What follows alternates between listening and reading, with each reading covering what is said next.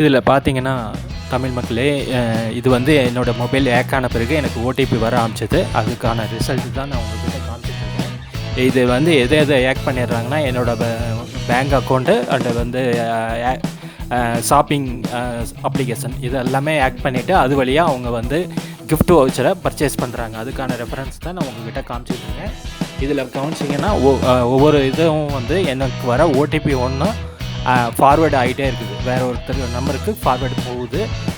இது வந்து ஃப்ளிப்கார்ட்டில் பர்ச்சேஸ் ஆகிறது. அதுக்கான ஓடிபி அவங்ககிட்ட போகுது. அதிலேருந்து அவன் வந்து பர்ச்சேஸ் பண்ணிகிட்டே இருக்கான். இதுதான் மெயின். இது வந்து அவனுடைய அவனுடைய கால் வழியாக நம்மளுடைய ஆப்பை வந்து இது பண்ணிக்கிறான். இது வந்து ப்ளூ கலரில் இருக்கிறதெல்லாம் அவனுக்கு சென்ட் ஆனது. மற்றதெல்லாம் போகாது. இதுக்கு வந்து நமக்கு ஒரே ஐடியா தான் இருக்குது. நமக்கு ஓடிபி வந்து அவனுக்கு போகக்கூடாது. இதுக்கான ஒரு மெத்தட் என்னங்கிறத நான் உங்களுக்கு அடுத்த வீடியோவில் சொல்கிறேன்.